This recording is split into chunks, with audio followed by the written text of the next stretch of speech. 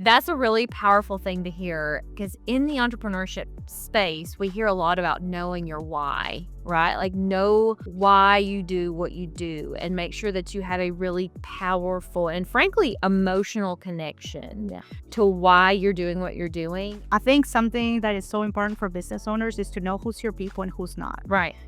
So the people that value your services, they will pay for it, they will show up, they will follow. When you are working with small businesses and not these big corporations that have a really deep why, a really deep connection to wanting to help people, like your goal is not just to get them to sign the paper, take their money, and then move on. Like your goal is to actually solve the problem that they have or the potential problem that they have. You can't just be like, okay, it's business, I don't have time for this. Come on, let's keep it moving. Sometimes you just have to sit with that uncomfortable feeling and ask the questions like, who would step in if you don't make it home from this meeting? That's what I say. You don't need a whole lot of assets. Like if you value privacy, if you value things being available to your family right away, that's a trust, and saving money and not giving it to the government, then a trust is for you.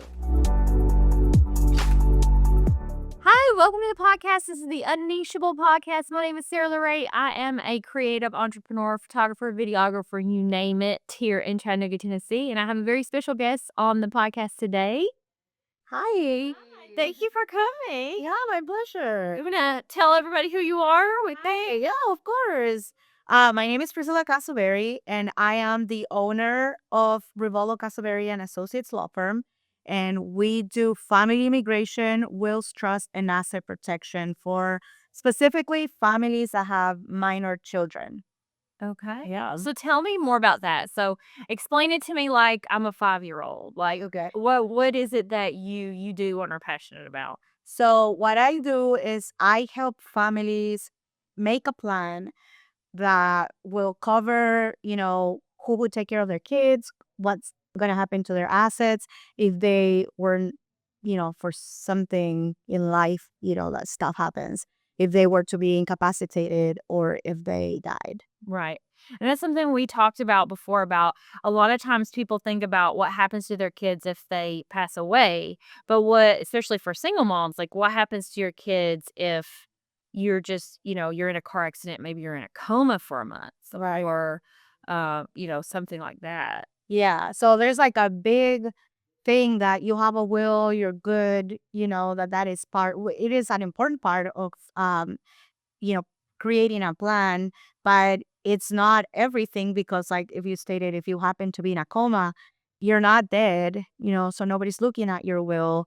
And then the guardians that you name there, don't really, matter. You would have to go to court in front of a judge. The judge would have to decide. And so the whole point of creating an estate plan is to make sure that you are making the decisions and not somebody else in all aspects of it, right? So will would cover like when you pass away, but like a trust would create what would say like what would happen if you are incapacitated. Your healthcare directive would say like what you want put into your body. If you can't say, I don't want liquids, or I don't want, gluten, I don't want whatever. So yeah, that's why it's important to have a whole plan. And that's why it's called a state plan, right? Because it's not just one document. It's all of them working together to cover all aspects of what may happen to you. Yeah. And, it's preparing for the unthinkable. Yeah. I guess is so critical and key because even if we're like we kind of talked a lot about like single moms and having that preparation, but even like you're with your spouse a lot and like something could happen to both of you, Right. and you need to make that plan for your kids. Also, another thing I thought about is if something were to they I had a situation with some friends of mine. So something to think about also is if something happens to you and like maybe you have someone close like a sister or mom, the grandparents or whatever that would take custody of the kids physically, but then if you're out for a long time, then being able to financially support, Yeah. that's something I think a lot of people don't think about. Like how do they get to make sure that you still have a house and everything when are better and able to come home. Yeah, yeah, and I love that, and a lot of people don't think about that, and that's why I'm there to, hey, is the guardian that you named also somebody that could make, power of attorney decisions when it comes to the money? So people are like, "No, I feel like they're gonna have their hands full with my kids. I'm gonna name somebody else to just do the money." A big myth is also, I don't know if you heard it, but I heard it a lot. Like, if something happens to me, name a really like rich family member that can take, care of your kids. And I learned through this, like, no, you don't name somebody that's just rich. You name somebody that aligns with your morals and your values. Even sometimes if it's not family, right? Like a friend that aligns with the way that you would want your kids raised, and you provide the money through life insurance or, any of those things. So it's important to think about, all of that. Am I making the guardian that will be the guardian for my kids? Is this a person that uh I think would be a good fit with how I want them raised, and also how am I providing for them so that they're not worried about, the money aspect of it too. Yeah.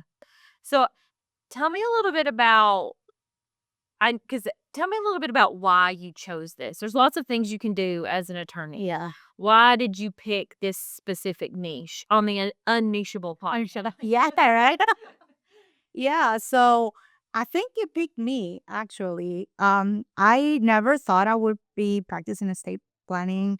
The reason that I went to law school was to be an immigration lawyer, and I still do like that part of it. But before I went to law school, I worked for a law firm, and while I was at this law firm, we had a case of a person that weren't installing mirrors, and one of them fell on him and killed him instantly.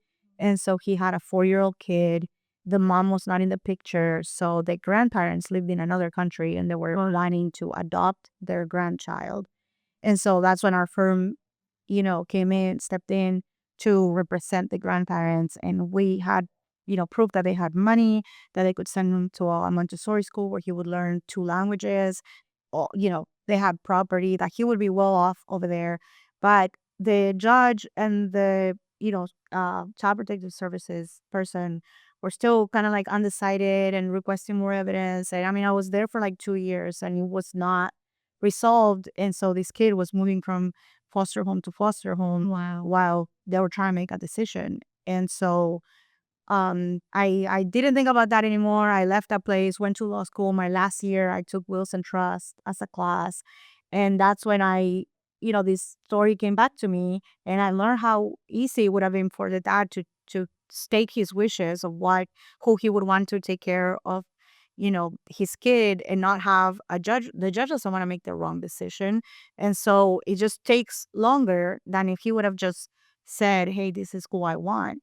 And so I was like, I need to talk to people about this. But I didn't like the way that normal estate planning was done. I did work for an attorney that did that. And, they had like a Word document that they would just like find and replace. And if you were a blended family, if you had been married for a long time, if you were divorced, if you were single, like it was the same documents for everybody. And I was like, that doesn't seem right to me.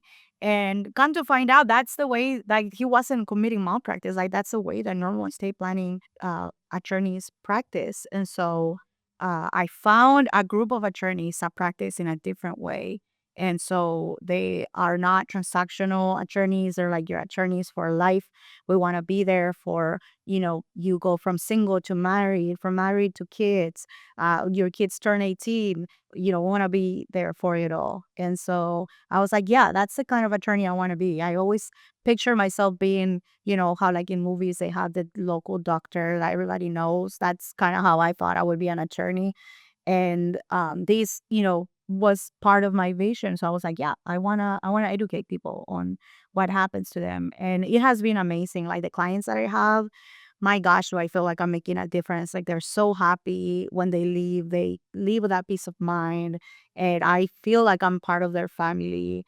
And so I see their kids grow up. It's really good. I really love it. That's a really powerful thing to hear because in the entrepreneurship space, we hear a lot about knowing your why, right? Like, know why you do what you do and make sure that you have a really powerful and frankly emotional connection Yeah.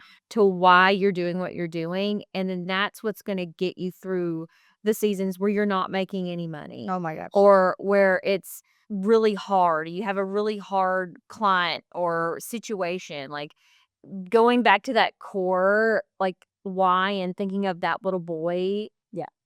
and how you can impact them and impact people and leave a legacy for yourself.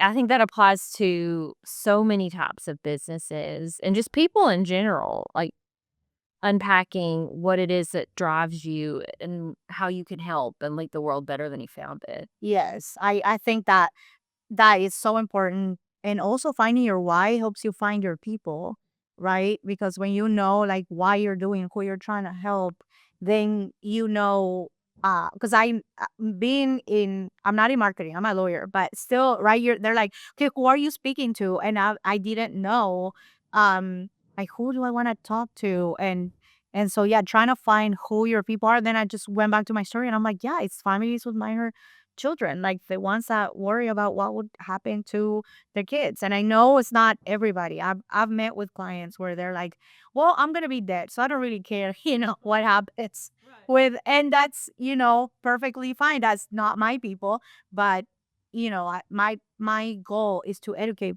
families on what would happen, and so what they decide to do with that information is not really up to me. So that's why I do my monthly webinars, and I want that information to go out. I want, meeting with podcast hosts and talking about this type of stuff.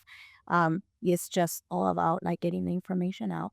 Yeah, 'cause Education. it's one of those things that you don't know you need the information until it's an emergency Yeah. and you need the information, right? Yeah. Like, and it's one of those things as well that it's so easy to, I'll worry about that later. Oh my gosh. Yeah. Wow. Yeah. I love that. About kicking it off to Yeah. later on. Yeah. Yeah. Cause it's so easy for people just kick the can down the road. I don't need to worry about that right now.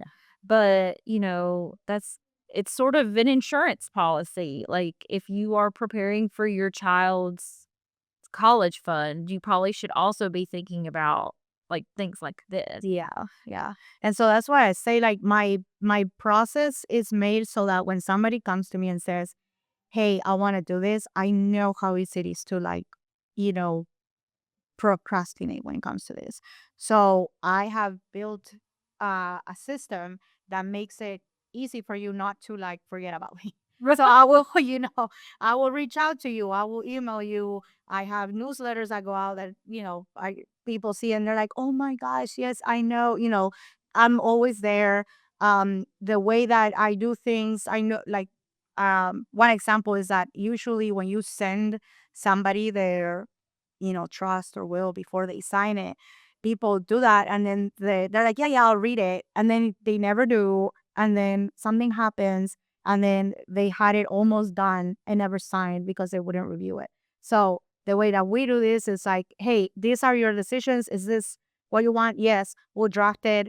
You will sign it because something is better than nothing. And then if you want to, make changes or if something was not okay, if you want to read the whole thing, you're welcome to do it afterwards. But we know that so many people get stuck right there in the like getting it drafted and then like not quite signing it. So we have processes like that throughout the whole life of the case to make sure that you're coming back and that you're not leaving this halfway done. Because the hardest part is getting started.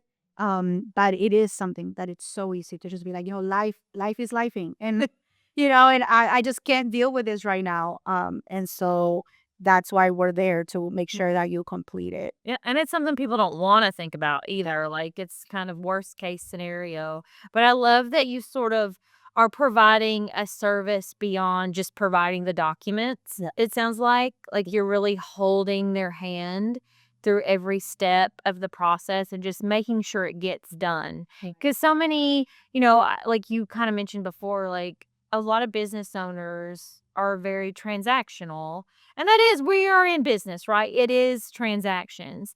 But I think going back to like when you are working with small businesses and not these big corporations, that have a really deep why, a really deep connection to wanting to help people. Mm. Like, your goal is not just to get them to sign the paper, take their money, and then move on. Like, your goal is to actually solve the problem that they have or the potential problem that they have.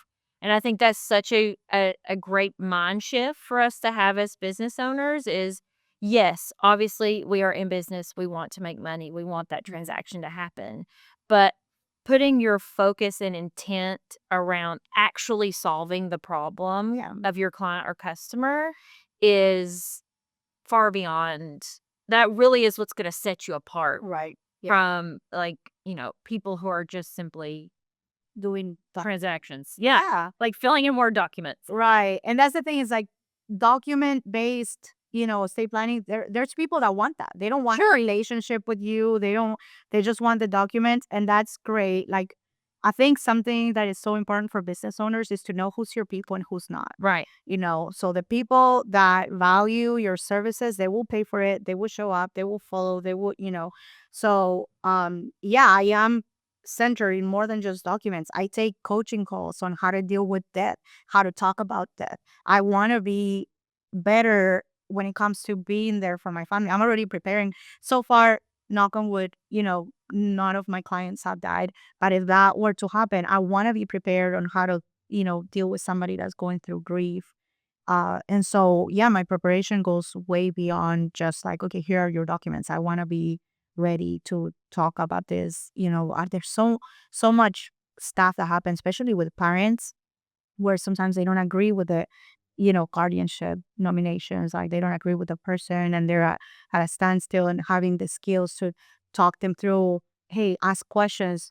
So why is this person that why do you want kind of problem solve that? Like that's part of what I'm doing, not just tell me what the guardians are. And if you don't agree, then just, talk it out until you tell me, who it is. Like, no, I'll be there to help you ask the questions to help you make a decision.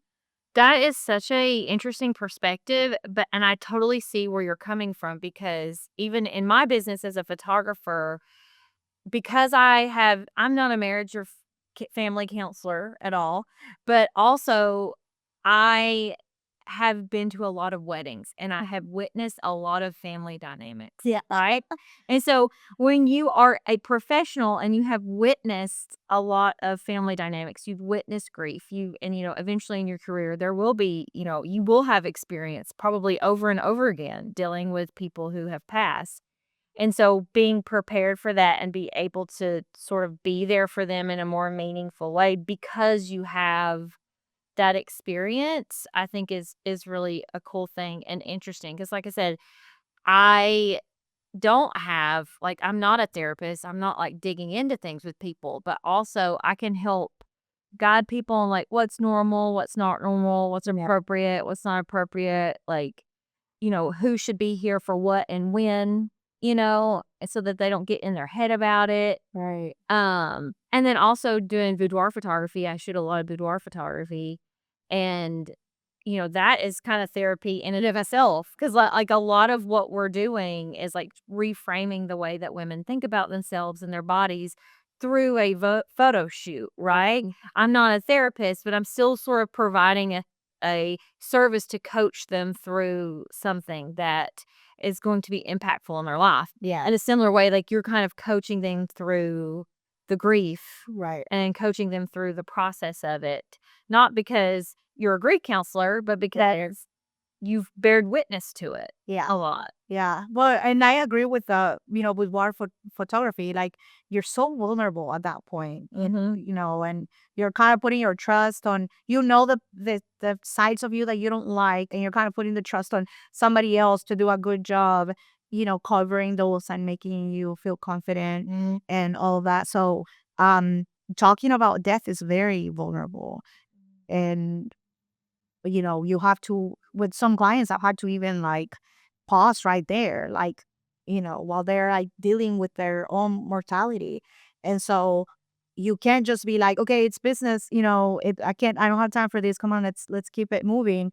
Sometimes you just have to sit with that uncomfortable feeling and ask the questions like, wow, who would step in if you don't make it home from this meeting? And let them think about that. And it's very uncomfortable. They feel uncomfortable, thinking about it, but you just have to be there for that. And there's people at the beginning. I was very uncomfortable with people's vulnerability. When they show that I would be uncomfortable, and I was like, I can't keep doing this and feeling this way. Like I have to be able to support them. And so it's something that I keep working on, because I feel like my clients deserve it. They deserve an attorney that will be understanding, that will be, able to help them if they're going through grief or anything else. What an insightful self-reflective thing for you and, like, an opportunity for growth, like, that you recognize, like, I have an opportunity to grow here." Like, kudos to you. Isn't that business though in general? It's like literally putting yourself in uncomfortable situations constantly and then going like either I grow or I die, but this is what's happened. Either I grow or I die. I love that. That's true, though. This is sink or swim. Yeah, Entrepreneurship is so sink or swim. it is. So when I'm working with branding clients, businesses, doing branding photos or content creation, a lot of what I do is sort of coach them through identifying their brand identity. And so I'm curious, and so I'm asking them pointed questions that maybe they didn't think about to sort of draw out things that can help me do my job better, right? Things that they hadn't thought about that will help me more clearly define the audience that they're speaking to help them better reach their clients and customers. So I'm curious, do you have questions that you have found when you're asking your clients that sort of coach or lead them to help pull out things out of them that they wouldn't have thought about? Does that make sense? Kind of. I think that, that what would happen, like who would step in, when you're if you are not able to, make it home from this meeting. It's a big one because then they start thinking about the people in their life and how far they are. I also ask them, how did you meet? When it's a couple, how did you guys meet? And so first of all, they're so excited to tell me, who doesn't like to talk about their love story. Right. So they start telling me all of it. And while they're talking, I'm figuring out like, okay, they moved from somewhere else. Where are their parents? Are they close by? Who do they have here? Who's the closest relative? And so kind of those things come up without them even realizing. That then leads me to go, okay, so who's like 5 minutes from your house to be the short-term guardians? Because that's who we want to be short-term, somebody that can just be there, and sometimes it's friends, but somebody else wouldn't have known that, because they will just be like, oh, my family member, and they will just write that down instead of being like inquiring a little bit more of, okay, but how far are they? And can they be here in 5 minutes? Because that is That how fast we need you at their house if something were to happen to you. that is exactly like, those are the kinds of things you don't think about because you think, "Oh, my mom," but not thinking, "Oh, my mom lives 2 hours away." Right. And meanwhile, and the police are just trying to find next of kin Yeah. probably, like, trying to figure out probably from the kids, like, who should we call? Like, what a situation for the kids to be put in too. Right. Well, child protective services, that's the thing. It's like, if something were to happen to you, the police will not do anything because they do not want the liability. The first thing that they will do is call child protective services. And so they will come and take your kids and try to find next of kin, try to find who to place them with. And sometimes it could be a couple hours, it could be a couple days, but do you really want, to have your kids be in the care of strangers for any amount of time? Right. Especially with, so one of the stories that has really impacted me is one of mom that the dad worked traveling, so he was in France. She was a business owner, so she had a meeting, got a babysitter for her kid. Then while she was on her way to the appointment, they canceled, so she's like, well, I have some free time, let me just go to the gym. So she went to the gym, and she was running on the treadmill when she got an aneurysm and died. So the the the police was called. They were trying to find out who she was because you put your stuff in the lockers, so you don't even know where her stuff is. Then the babysitter was like, okay, she's not coming home. What's going on? So she called the police, and the police showed up to the house and called Child Protective Services. Somebody that was not family told the kid that, oh, your mom died, your dad is on the way. Wow. And so by the time the dad got there, he had been, with Child Protective Services for a while. And so it's like, who is telling your kids like, you died? How do you want them to tell them? Those are the kind of things that people are not, thinking, because the kid is like, where's my mom? Where's my mom? Right. Oh, she passed away. Your dad is on the way.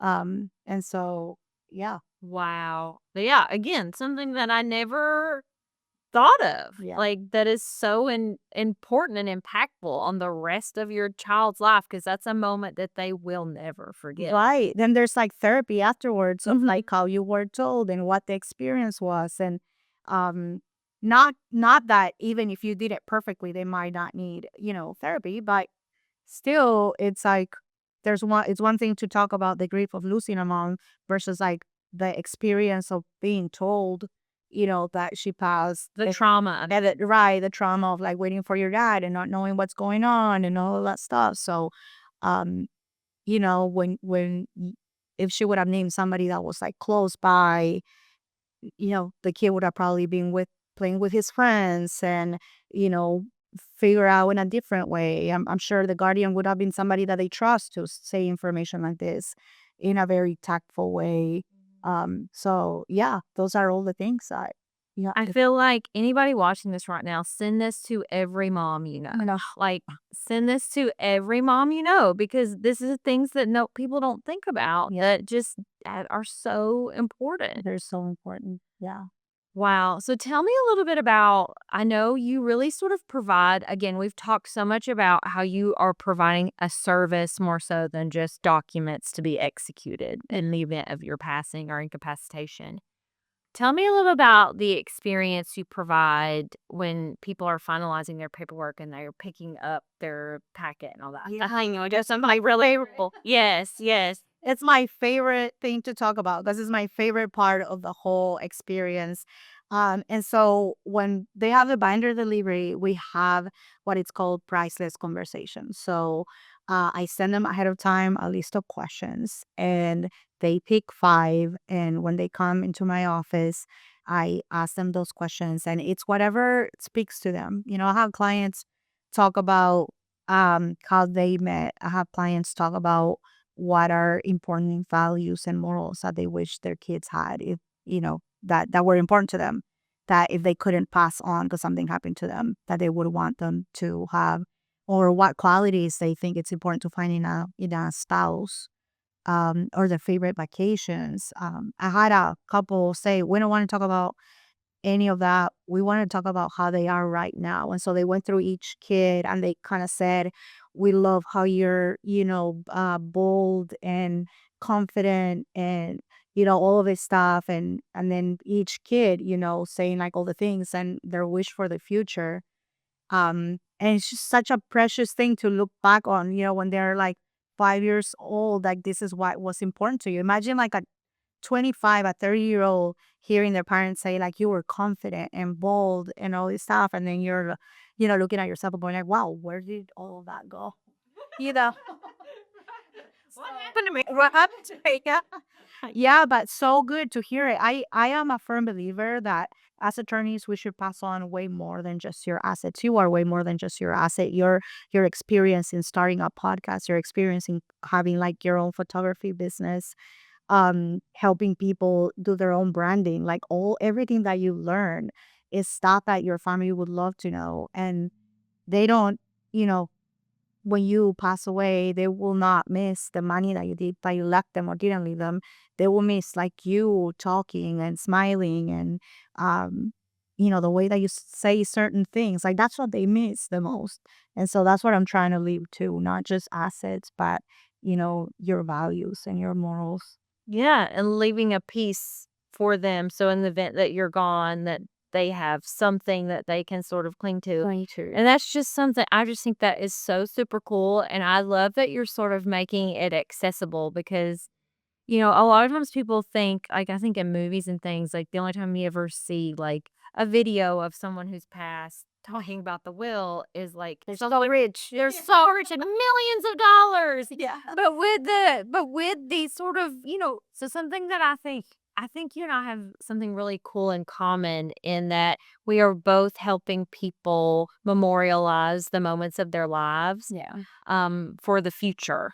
And, even if it's not you looking back on that. And I tell people all the time when it comes to like portraits, our family portraits and weddings, is about memorializing that time and your love.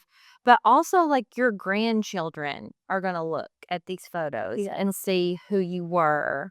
And I think that's such a cool thing to leave sort of a legacy. Like, that's what you do, and that's sort of what I do as well, is leaving that legacy and helping future generations be able to look back and see where they came from and what those people wanted for them. Yeah. Um, Yeah. I love seeing online when they have like pictures of like older people, right? And like on their wedding day, and then 50 years later, and I'm just like, oh my gosh, like what a legacy to leave to their family members. And how cool to see how they've aged, and just, thinking of like everything that they must have gone through. Because I mean, being married for so long, it's not easy, And so I'm just like thinking instantly, like, oh my gosh, I wish so bad that they were my clients so I could like record their wisdom. right? Yeah, and something too, like even aside from like big events, like again, family portraits is something that people will put off in the same way that they'll put off like the estate planning, like, Yeah. oh, we'll do it next year, or oh, and it's like they're only like, especially with kids, like they're only little once, like, and they are gonna want photos. I think this a lot of moms miss this, that your children will want photos of you. Yeah. Like, they are gonna want to look back at every season of their life and see photos of how they remember you. Yeah. And, people don't like be photographed with your family because it's not just for you. Like, it's for them too in the future. That's so important. I told my husband is not the photographing kind. So I'm like, I always joke around that I'm gonna film myself pretending to be like him. And you know what? Have you seen them? Or like, him, baby, going so yeah. Because because there will be no videos of me at my funeral. Right. He didn't be the yeah. And now that's something we could talk about for a long time. Like, that's such a common experience for a lot of women. It's like, I have 1,000 photos of my husband and kids. Like, no, there's 20 of me. Yeah, I know how to be like, hey, can you, record me? Can you take a picture? Yeah, that happens. But I mean, going back to something that you said about like how you see videos being like only for rich people. I hear a lot about like people thinking a trust is not for me. That's for rich people. I don't have enough assets for a trust. That's like such a huge thing where you can save, state taxes and your family like headaches, having to go through probate, and money having to go through probate, and waiting for a year for things to go through before you can make decisions. So you don't need any money to create a trust. And usually if like a family has like a home, that's a big enough asset where you will save money if you um if you create a trust, so Well, that's a myth. It's a myth that you need to have millions to yeah, consider a trust. completely, completely. You can have zero. I have clients that have zero money, like right now, but they're saying, "Hey, I know I want to buy a house, so I'm just gonna go ahead and create the trust so that when I do buy it, I can buy it in the name of the trust." So if you are anticipating having any kind of like, asset like a house, I'm saying house because everybody has a house, Right. and A well, lot of people. I know nowadays, Not this economy. But a lot of people, well, I'd say 45 and over, have a Yes, I am. Yeah, and I feel like that's such a huge asset that people don't think. They come to me, they're like, "No, I don't have a lot," and then they have like retirement accounts and life insurance, and their home, and it is a lot. And I felt the same way, so I completely get it. I'm not judging anybody because I was, part of it was like doing my own estate plan, and so I was like, I don't have a lot of assets, so you start listing everything that you have. And I was like, oh my gosh, when I saw how much money I would have to pay to go through probate, even with like my, I don't have a lot of assets, it was a lot. And so I was like, "Oh my gosh," that was part of my, motivator. Like, no, people need to know that a trust is not for the rich. If you have a home, that's an asset that will already save you money if you create a trust. So yeah, it's so important to put that information out there. And that's why I say I'm trying to make estate planning accessible to everybody so that they don't feel like, oh, I need to have a lot of money to have a video. I need to have a lot of money to like create a trust. It everybody, can have that if that's what you want. It deserves on it depends on like the goals that you have. And that's something that I talk to them a lot. Like, what are your goals? What is it that you're trying to accomplish? And then we can create like a legal path that, will follow that. We don't start with documents, because if I let people tell me what they want, then, they would have stuff that they don't maybe need, or pay for something that, they don't really care about. Like, I'm not gonna have somebody pay for a trust that they don't, they're like the type that are like, well, I don't care what happens after I die. You know? Yeah. Then It's not a good use of funds. right, right. So But yeah, even people like me who doesn't have children and probably won't ever have children, is I think about I want my assets to go to either my nieces and nephews or a cause, yeah. right? Like I want whatever I have.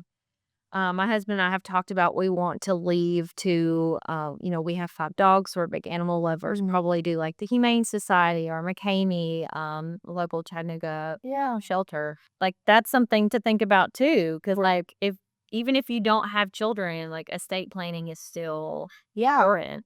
Yeah, that's what I say. It like grows with you. There's another big myth. Maybe we need to start having a myth buster. Yeah. There's a big myth that estate planning is like it's you do it once and then it's done. And it's not like that. That's how a bunch of assets in the Department of Unclaimed Property or going through probate, even though people did, create a plan, and it's because they haven't updated it. So they created one when they first started, then they had kids, they needed a bigger house, sold that house, bought a new one. Their estate plan still says that they live, in the old location. So yeah, as your life changes, so should your estate plan. And that's why it's important to have a lifetime relationship with your attorney, not just, a transaction. Or something you fill out online, or yeah, like somebody that can sort of meet your needs Yeah, as you go. right. Yeah, and I kinda wanna add that like, with the trust, so, like we said that trusts are not just for the uber rich or whatever, and I think that's so interesting that that is the myth and misconception, Yeah. because the reason that it's only rich people usually, or people with a lot of assets are the ones that talk about trust or have trust. It's not because people with lower value assets don't benefit from them. It's just that we simply don't know about it. Right. It's not the education is not there. Yeah. We just don't know that that is something that would be beneficial to us who maybe have a $250,000 house and 50,000 in savings or 10,000 in savings or whatever it is. Right.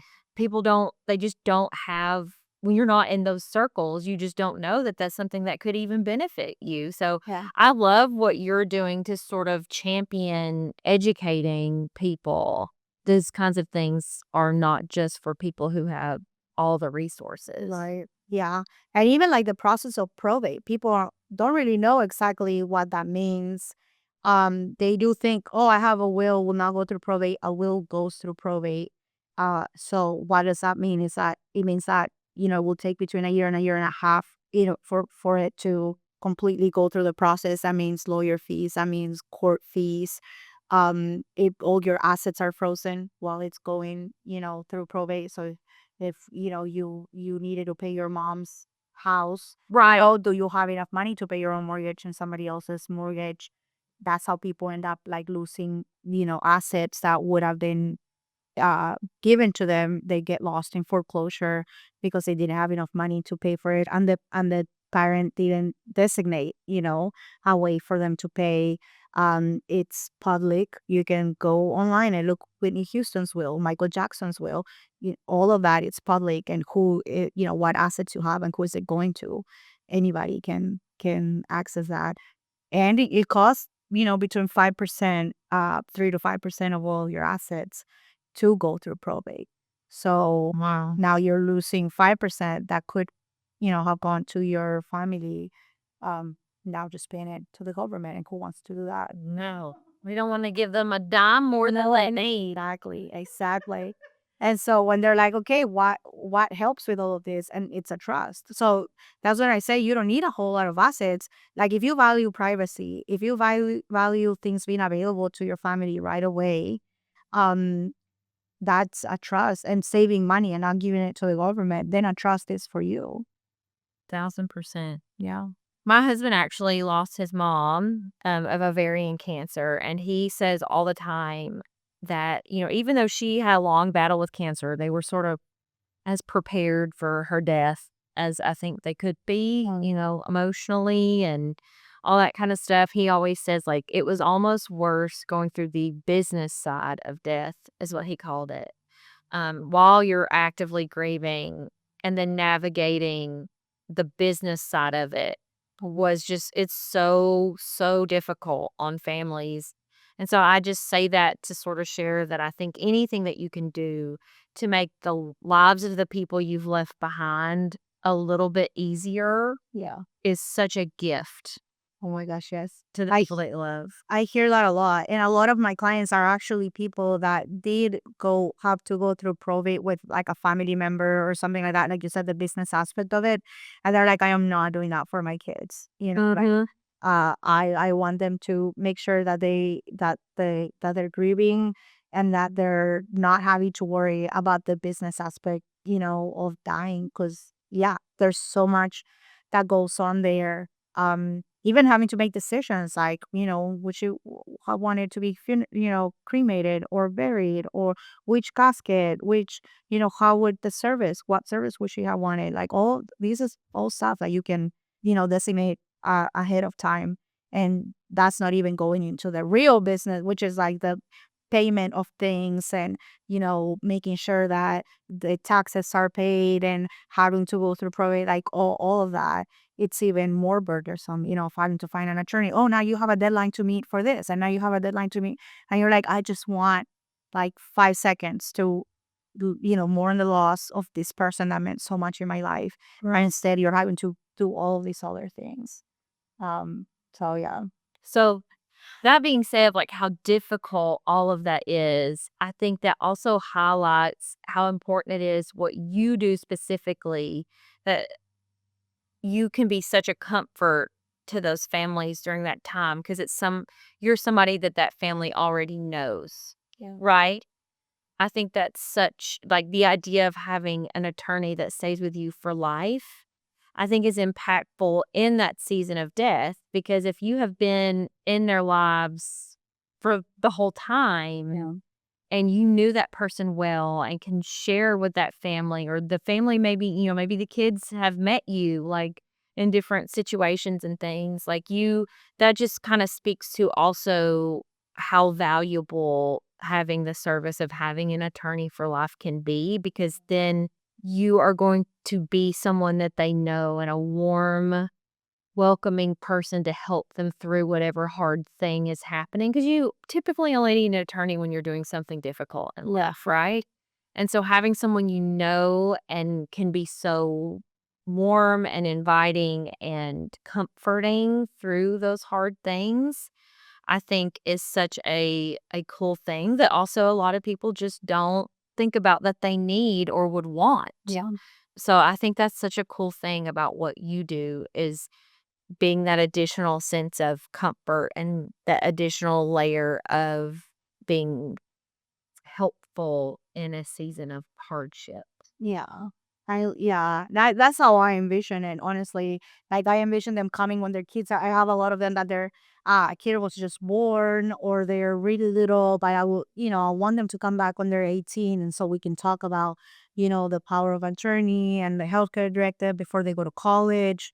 And, then later on when something happens to the parents, we can, talk about how to, protect or hey, don't worry about it. Like, we still have time to do this.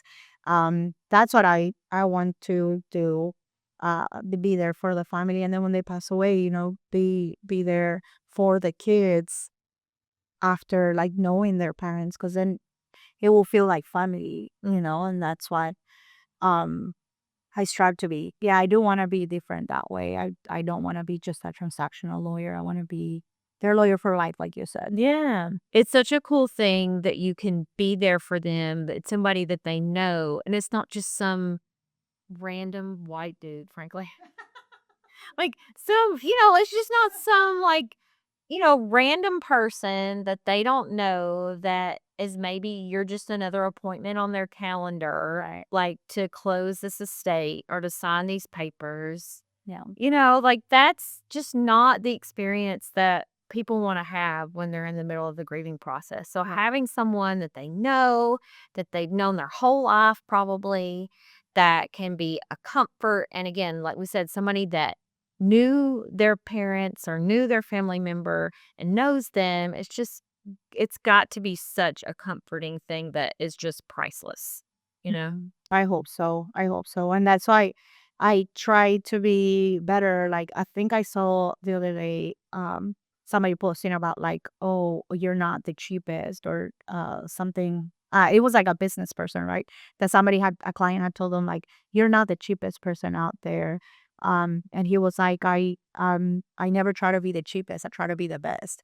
And I strive by that, I know that there's a lot of work to be done personally for the type of attorney that I want to be.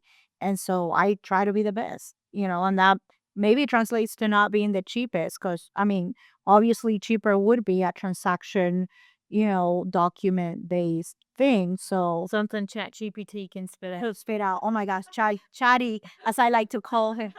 Chatty.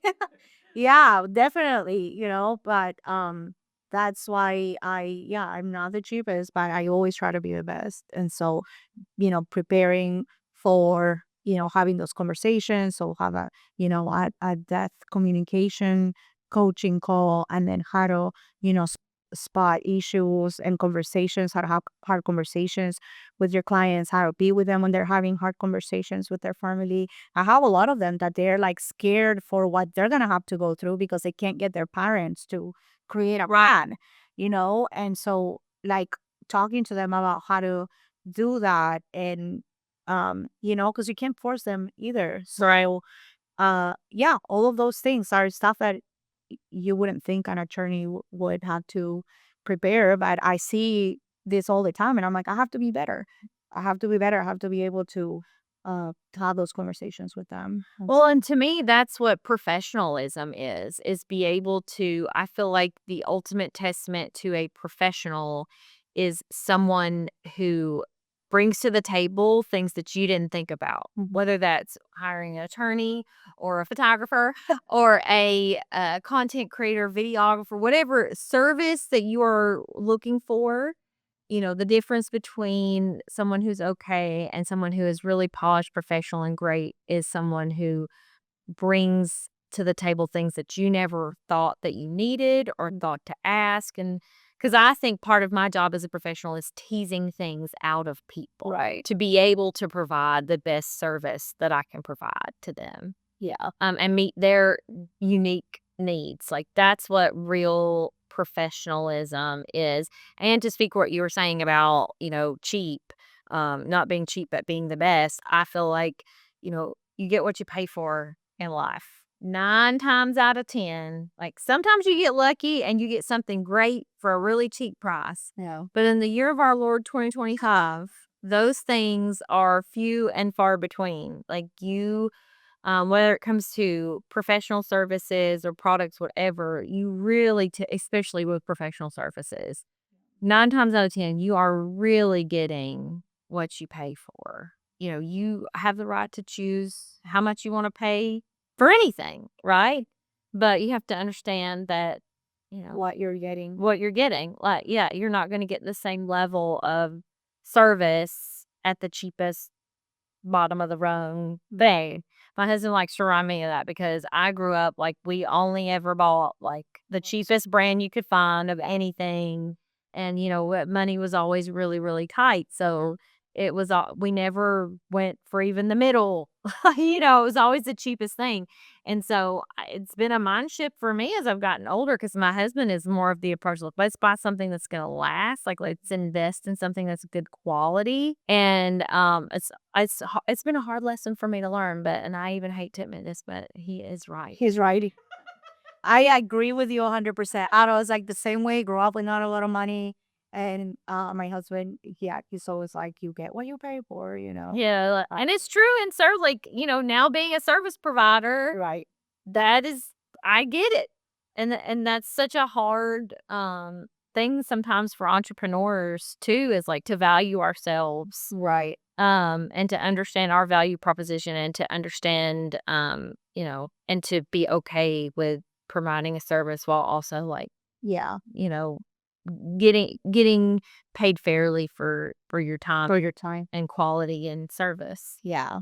Yeah. Does it happen to you ever that you're like, oh, I would never have paid for this? Like, because I think about it, Well, like, that's a good question. back in like when I was younger, or, with my family, like, would I have paid for like an estate planning attorney that did like customized work and all that stuff? And probably be like, no, the simple thing is good enough. But then when you're on the other side, you sometimes that's been part of the growth from being a business owner is not to think like my younger self that didn't have money. Yes. How to think like a person that went through school and got a doctorate degree and what I'm offering and stuff like that. That I totally resonate with that because I also have had to recognize wrapping your head around the fact that I am actually not my ideal client. Like, I am actually not speaking to me. It's that's Isn't it so much easier when you are your ideal client, but when you're not, it's like, oh, what do they want? yeah, like when you don't have the background of the people that you're trying to serve. Yeah. Like, that is a very weird thing to wrap your head around. And it's been really difficult for me at times, but also I think the thing that resonates with everybody, no matter where your background is really believing in what you're providing and believing in the value and believing in the quality and know without a shadow of a doubt that what you are doing is worth every dime and more that you're asking anyone to pay you.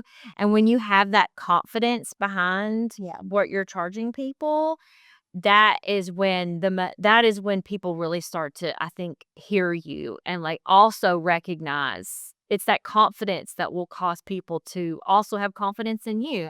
Because why should someone have confidence in you and believe in you when you don't believe in yourself? Yeah. And you're confident about, what you're charging. I hate it, and this is a very photography specific thing, but I cannot stand the trend when photographers will post their work on like other photography groups or sometimes on TikTok I've seen recently.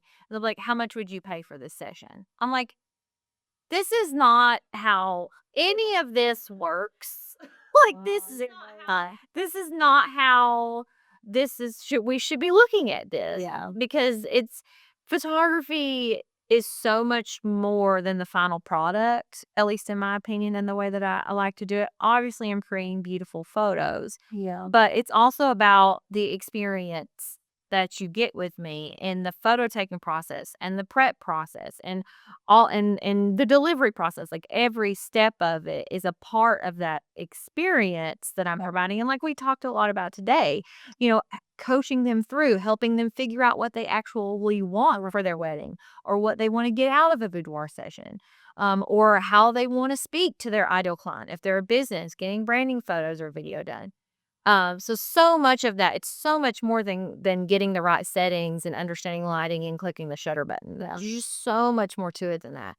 Aside from there's a lot of other things within the photography sphere we could talk about how to structure pricing and like cost of doing business and all that stuff. We won't get into that. Yeah. No, but there's a like that's exactly what I think about because every time like I have the younger me come up and be like, "No, it's too much," Right, yeah. And then I try to like, give a discount or something which I like my coaches I do not do it. So, but I go like, "Oh, no, I'm going to give it." And then I regret it instantly because there's always like something that or I see somebody else that charge I don't know how much, and I'm like, wait, that's all they got when I offer all of this, and I'm like, all kind of weird about my price, but yeah, like I know it's worth it because I know that there's people that charge the same and offer so much less. Yes. And so, but sometimes you have to be reminded of that. Mhm. Um, oh,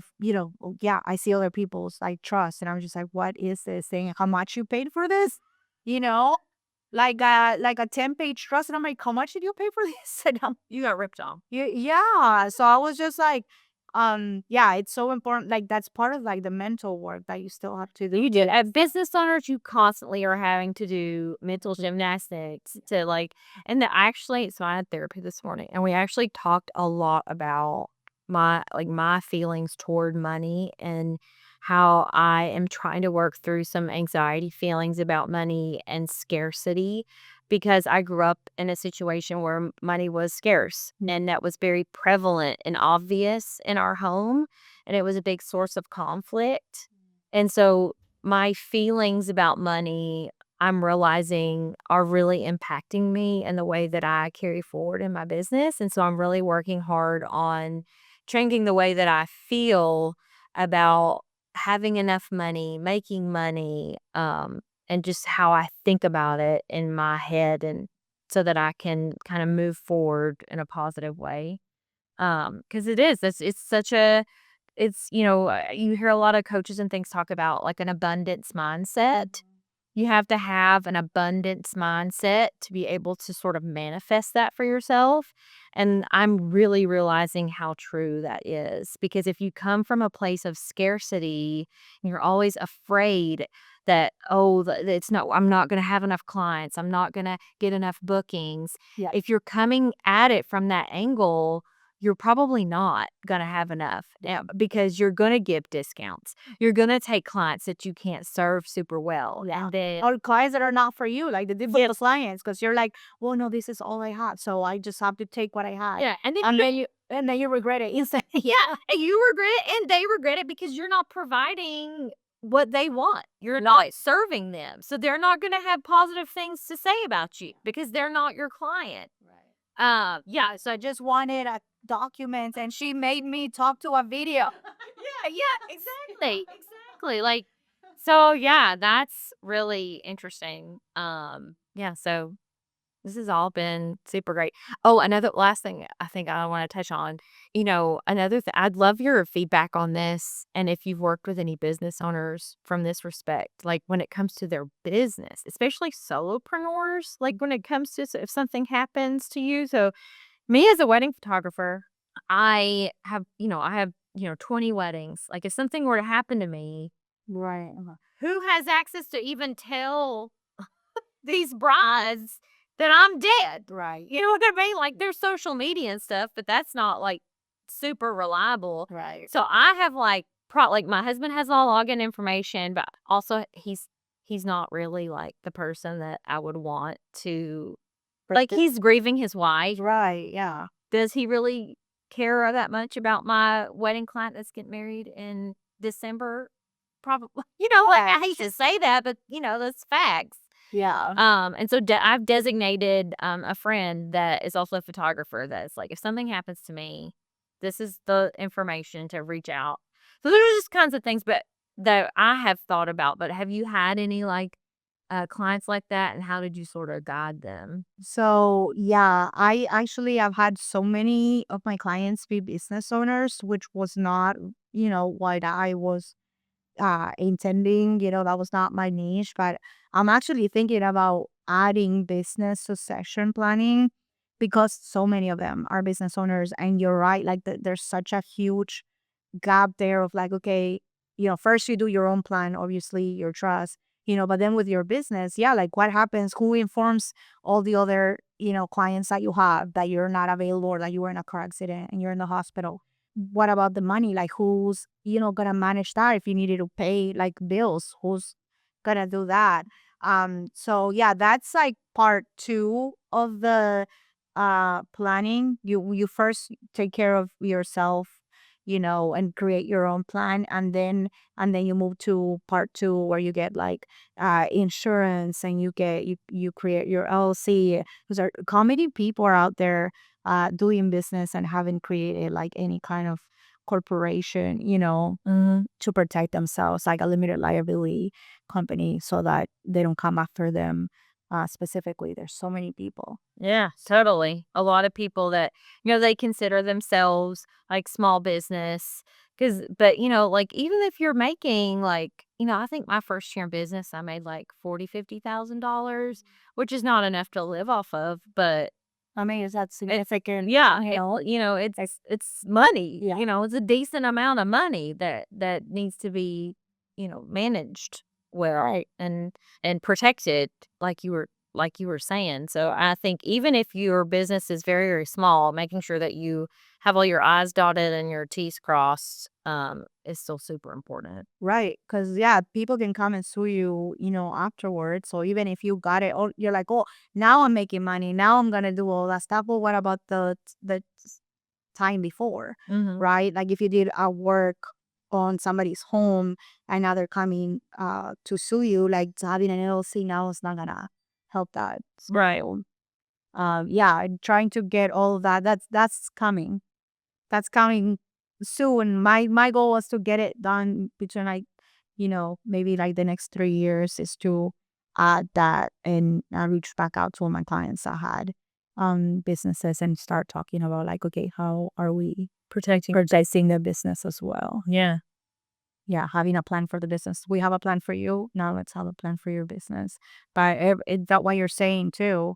Even for me, like, I'm not exempt from debt. Like, I could die at any point, and so I do have, an attorney that would come and take over, because, well, our business is kind of different. Like, my husband could not do Right, it. He has legally to be, speaking. yeah, Right. Yeah. and every business has its own little, thing. So Okay. there. Oh, So yeah. yeah. Cool. Well, anything else you wanna highlight or talk about? No, just, you guys are welcome to come to my webinar. It's every first Wednesday of the month. And yeah, it's completely free. And if you're like, well, I don't really know if I need this, or I just want some information, that's a great place to start. So you can find all of that information on my website. And we do remind, on my Facebook page too, we do remind people when the event's about to happen. Yeah, so make sure you follow. I'll put all of that links down in the description, all where you can find her on social media, her website. And again, that webinar is going to be a great place for you to get some sort of initial information about all the things that we talked about today. Yeah. Yeah. Thank you so much for coming. Thank you for having me. That's just so much fun. So I feel like I learned so much. Like, I'm gonna have to call you and get my own like affairs in order. I feel a sense of urgency already. Yeah. All right, guys. Well, thanks for joining us on Omnisciable Podcast today. We will see you next time. Bye.